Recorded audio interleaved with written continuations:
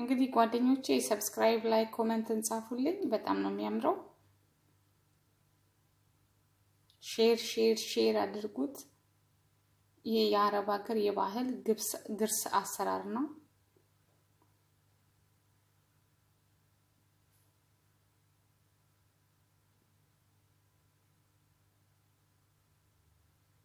እንግዲህ ጓደኞቼ ሰብስክራይብ ላይክ ኮሜንት እንጻፉልኝ በጣም ነው የሚያምረው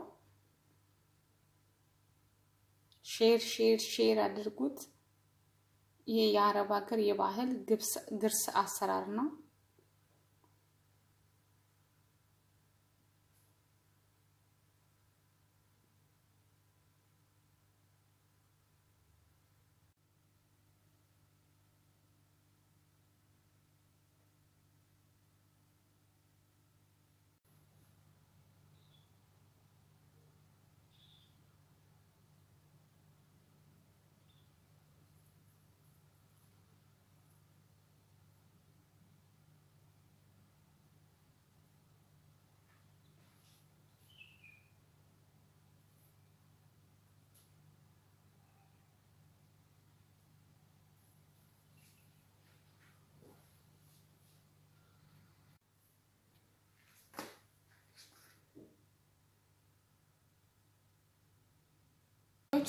የማሳያችሁ ግርስ ነው አረቢክ ግርስ ነው እዚህ ጋር 4 ኩባያ ዱቄት አስመራለኝ 4 ኩባያ ነው ስለዚህ እዚህ ጋር 4 ማንኪያ የሾርባ ማንኪያ ሀሊብ ፓውደር እጨምራለሁ ኒዶ እሺ እዚህ ጋር 2 የሾርባ ማንኪያ ስኳር እጨምራለሁ እዚህ ጋር ሄል ግማሽ የሻይ ማንኪያ እጨምራለሁ ኩርኩም ግማሽ የሻይ ማንኪያ እጨምራለሁ እዚህ ጋር ጨው ሩብ የሻይ ማንኪያ እጨምራለሁ እዚህ ጋር አብ ሶዳ ይሄንን ጥቁር አዝሙድ አንድ ሙሉ የሾርባ ማንኪያ እጨምራለሁ አንድ ሙሉ ሾርባ ማንኪያ እንደገና ከሩብ እርሾ እጨምራለሁ ከዛ ዘይት አንድ ሲኒ እጨምራለሁ አንድ ሲኒ ዘይት እጨመርኩኝ ከዛ ጓደኞቼ እዚህ ጋር አንድ ኩባያ ከግማሽ ውሃ እጨምራለሁ ከዛ አቦካዋለሁ ማለት ነው ጓደኞቼ ይሄው እንደምትመለከቱት ሊጣችን እንደዚህ ሆኗል ዳቦ ማለት ነው ከዛ በትንሽ ዘይት እጃችን ላይ ዘይት እንድናደርግና ከዛ እንደዚህ እናስቀምጣለን ሙቀት ቦታ ለ45 ደቂቃ እናስቀምጣለን ከ45 ደቂቃ በኋላ ለ15 ደቂቃ መልሰን ቀዝቃዛ ቦታ ፍሪጅ ውስጥ እናስገባለን አሁን ግን ወቅቱ የብርድ ወቅት ስለሆነ ፍሪጅ ያስፈልገው እንደዚህ ዝም ብለን ውጭ ላይ እንጠራዋለን ማለት ነው ስለዚህ ለ45 ደቂቃ 50 60 ደቂቃ ይቦካል ማለት ነው ጓደኞቼ ሊጡን አያችሁት ይሄንን ይመስላል እንደዚህ ሆኖልኛል 3 ጊዜ ነው ወደ ላይ እንደዚህ ኩፍ ያለው ማለት ነው እና ከዛ አሁን እዚህ ጋር ፓይሬክስ አደርጋለሁ በፓይሬክስ ላይ ዘይት ትንሽ ጠብ አደርጋለሁ ከዛም ዘይት ጠብ አድርጌ በጣም አረብ ሀገር የሚወደድ እንግዳ ሲመጣ ግብዣ የትም ቦታ ሲሄዱ ያው ይዘውት የሚሄዱት ምግብ ነው ግርስ ማለት በጣም ተወዳጅ ነው በጣም ነው የሚወዱት በፍቅር ነው የሚበላው እና አሰራሩ ግን ያው እንደነገርኳችሁ ይለያያል የየሰው ማለቴ አንዳንዱ ዝም ብሎ ከሰራው ግርስ አይጣፍጥም በስነ ስርዓት ከተሰራ ግን ግርስ በጣም ነው የሚጣፍጠው በጣም ልዩ ነው ጣዕሙ ማለት ነው እና ይሄንን እንደዚህ ልክ እንዳገራችን ዳቦ ማለት ነው እንደዚህ እናደርገዋለን ጠፍጥፈ ነው ከዛ እንደዚህ አድርገን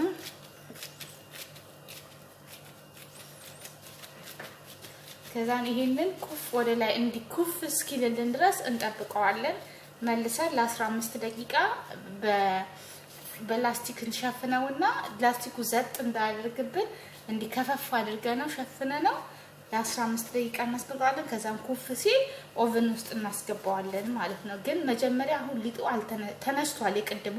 አሁን ደግሞ እዚህ ላይ ሳደርገው አልተነሳም። እዚህ ላይ እስኪነሳልኝ ድረስ እጠብቀዋለሁ። ልክ እንደ ኢትዮጵያ ድፎ ዳቦ ማለት ነው። በነገራችን ላይ ግን አሰራሩ ይለያል። ይሄ ጓደኞቼ ያው ዳቦአችን ደርሶልናል። ይሄንን ይመስላል።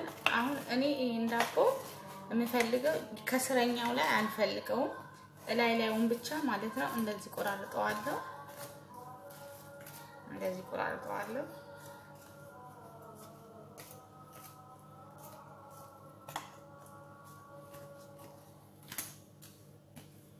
የምፈልገውን ያህል ማለት ነው።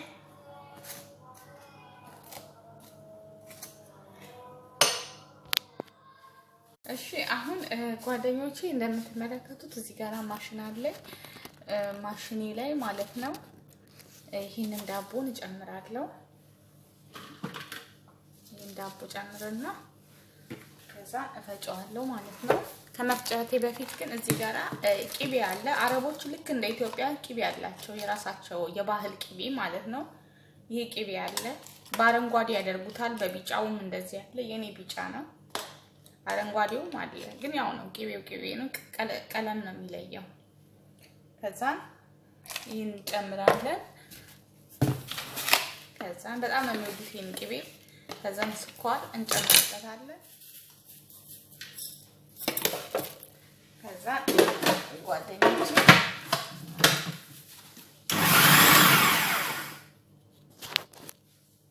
ጓደኞቼ እዚህ ጋር ሄል አለ። ሄል ጨምራለሁ፣ የተፈጨ ፓውደር ሄል ማለት ነው። ከዛ አብሬው ነው የምፈጨው።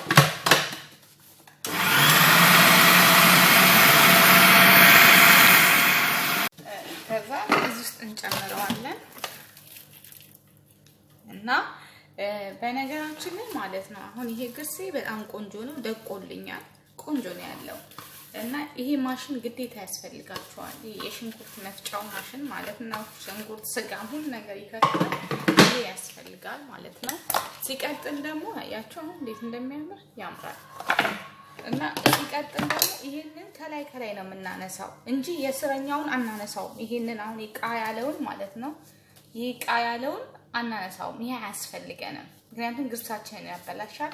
ከላይ እንቡጥ ያለውን ማለት ነው የሚነሳለት ማለት ነው። አሁንም ድጋሚ እኔ እንዲያድርገው ፈጨዋለሁ። ጓደኞቼ አሁንም ደግሜ አያችሁ ቅቤውን ጨምራለሁ። ሳምና ይሉታል።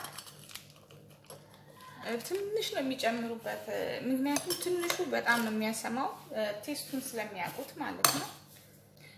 ከዛ አሁንም ልክ እንደቀደሙ እኔ ብዙ ስላለኝ ነው፣ እናንተ ትንሹን ከሆነ እንደ ትንሽነቱ ነው የምትሰሩት።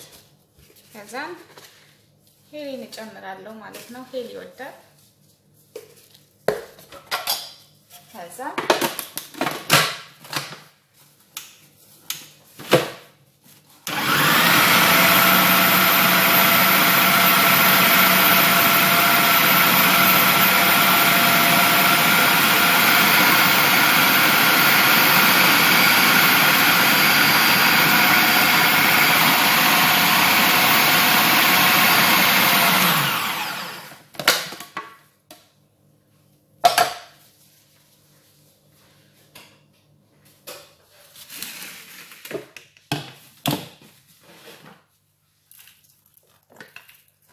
አያችሁ እንደዚህ ነው ማለት ነው።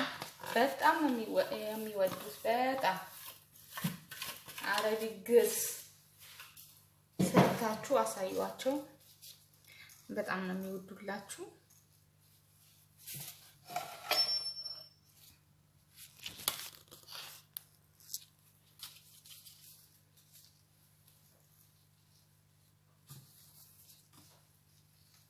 ቅቤ በጣም ይወዳል። ቅቤ ጨምሩበት፣ ሰምነ ማለት ነው።